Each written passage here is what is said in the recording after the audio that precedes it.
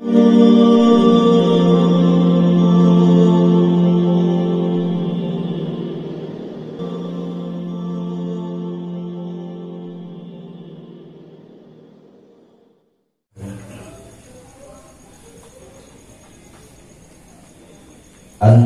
hurun bima anta anhu ayitun. Anta hurun mimma anta anhu ayisun. Ieu papatah, ieu wasiat, ieu warning.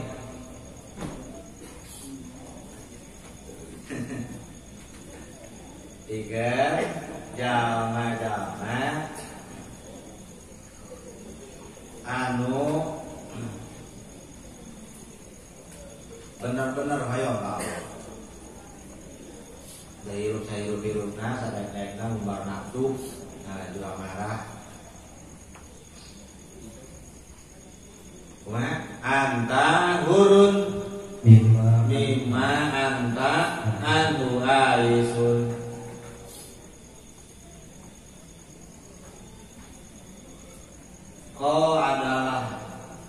Kau merdeka dari apa yang engkau putuskan. Dan namanya sadaya itu diputuskan selain Allah.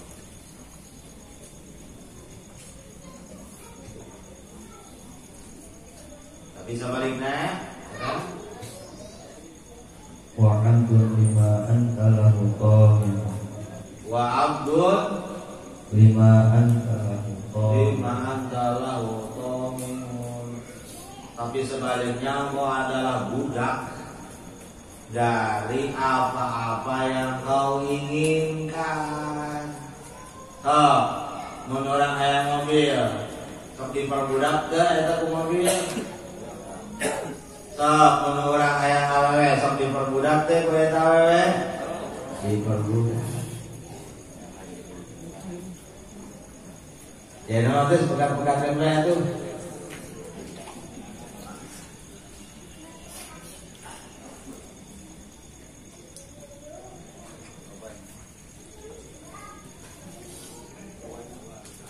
Bukan tidak boleh menginginkan apa-apa, bukan tidak boleh mengharapkan apa-apa, bahkan memiliki apa-apa. Tapi perhatikan, jangan sampai semua yang kita inginkan, semua yang kita miliki membudakkan kita, memperbudak kita, menganiaya kita. Akhirnya apa? Akhirnya perjalanannya tertunda. Akhirnya apa? Perjalanannya macet, nggak terus. Ini hikmah, ini ilmu pengajian untuk orang-orang yang ingin ke Allah. Yang dalam Islamnya sungguh-sungguh diajar, sungguh-sungguh berusaha semaksimal mungkin diadakan dua-duanya, dohir dan batinnya. Syariatnya dijalankan dan hatinya dihidupkan, kemudian ruhaninya pulang ke Allah. Fisiknya menjalankan syariat, rohnya balik ke Allah.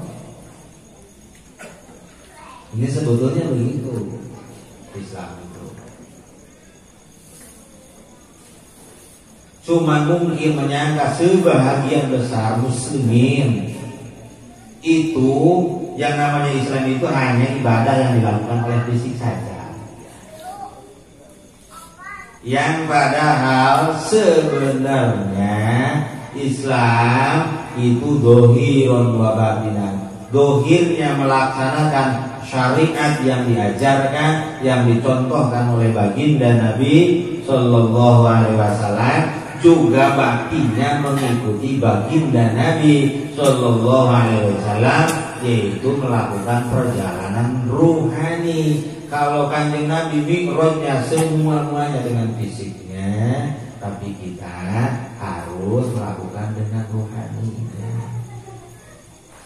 Ini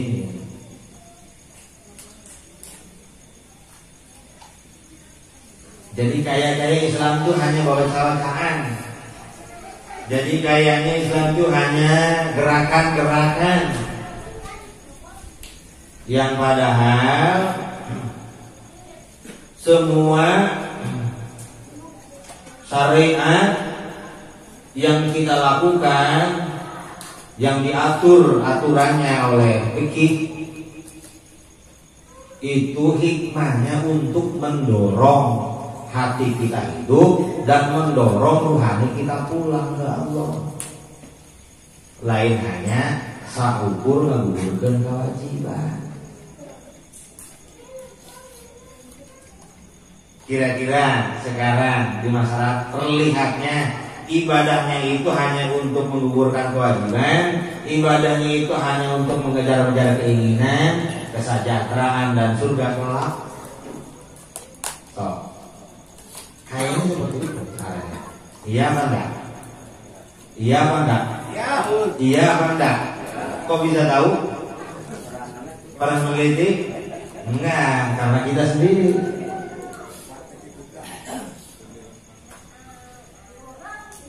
Berarti keliru.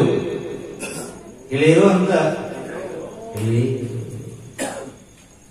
Dohirnya sudah betul, batinnya ini belum betul. Ilmunya tidak salah, amalannya tidak salah, syariatnya betul. Tapi hatinya, batinnya, rohaninya masih belum hidup, masih macet, masih tersesat.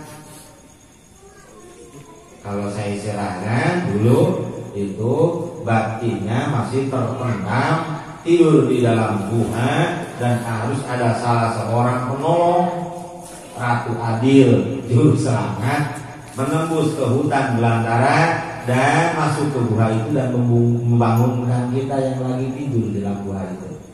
Dibawalah keluar dari gua dan dibawalah keluar dari hutan belantara itu. Mana hutan belantara itu? Inilah badan ini. Mana gua itu? Itulah nafsu yang ada di sukma kita. Rohaninya tertidur, kalah dengan nafsu. Jadi yang mengendalikan fisiknya nafsu. Ada lagi saya ambil pemahaman itu seperti apa?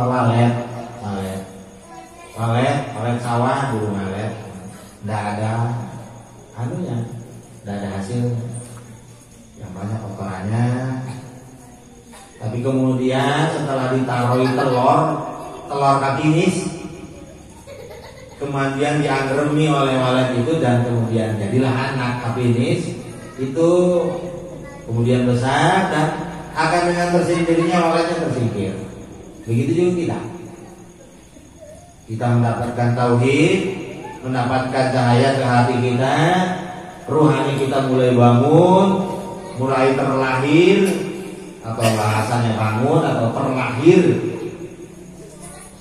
Kalau dalam bahasa Syekh Asrar, Syekh Abdul Qadir menyebutnya tiflul ma'ani, bayi roh, orok roh.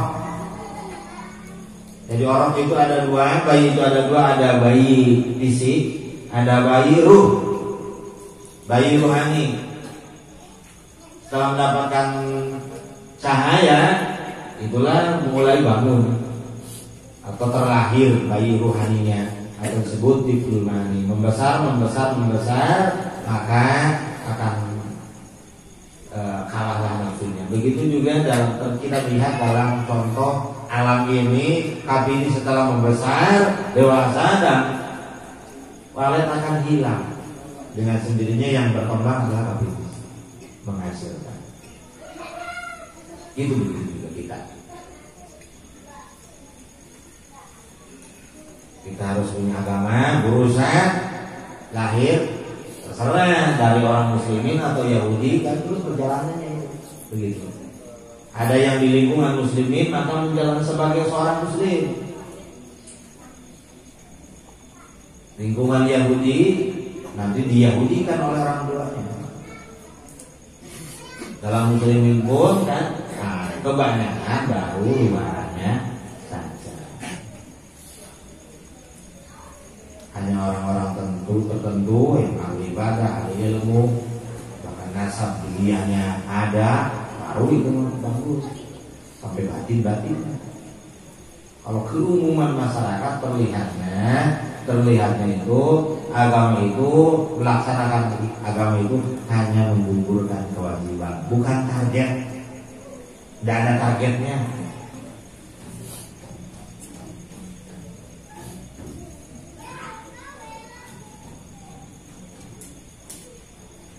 Apa targetnya? Berubah kita. Yang tadinya nafsu kemudian mempunyai sifat-sifat Nabi yang bergerak ruhaninya, suluk seperti pemahaman asluha sabitun wa far'uha bis sama. Asluha sabitun, syariatnya dilaksanakan, la ilaha illallahnya diucapkan, sholatnya dilaksanakan, Qur'annya dibaca, sholatnya dibaca. Wa far'uha bis sama, tapi ruhnya, hatinya berjalan pulang menuju Allah. Nah, harusnya begitu. Asluha sabitun, fisiknya menjalankan syariat. Awal-awal dari zikir, belajar zikir, karena itu membahas tentang zikir, dan kemudian merambah ke semua syariatnya yang dijalankan oleh fisiknya. Fisiknya menjalankan syariat, sholat, sholawat, zikir, zakat, sedekah. Fisiknya melaksanakan itu, hatinya terus hidup, terus melangkah pulang ke Allah. Nah, pemahaman ini saya kira bunyi dulu.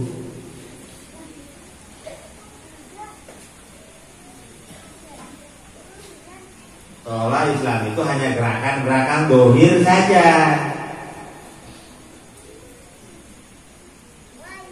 Misalnya cukup guys, akhirnya sholatnya lebih cepat, kayak capung mandi.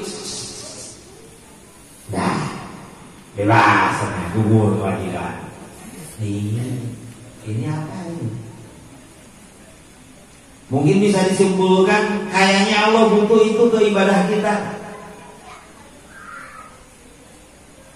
Jangan-jangan yang paling khawatir begitu, menyangka Allah butuh ibadah kita, butuh syariat kita, butuh amalan-amalan kita. Ini nantinya kacau syariat, ada akidahnya. Kitalah yang maha butuh ke Allah. Kita rohaninya pulang suluk agar lebih mengenal Allah dan agar lebih bisa mensyukuri semua yang telah Allah berikan.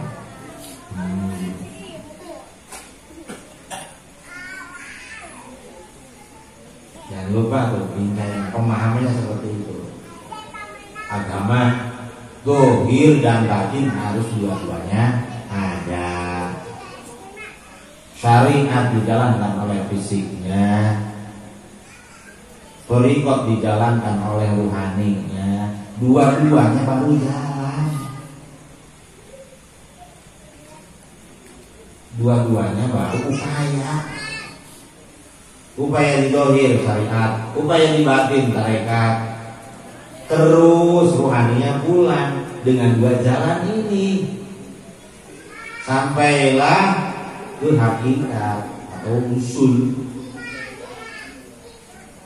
Nah, jadi dua-duanya juga ada aturannya. Dua-duanya ada aturannya. Inilah hikmah dalam kitab ini, aturan-aturan untuk menjalankan agama yang ada di dalam batin kita. Cara mengatur batin kita, posisi batin kita, supaya perjalanan kitanya mulus, lurus, cepat. Inilah cara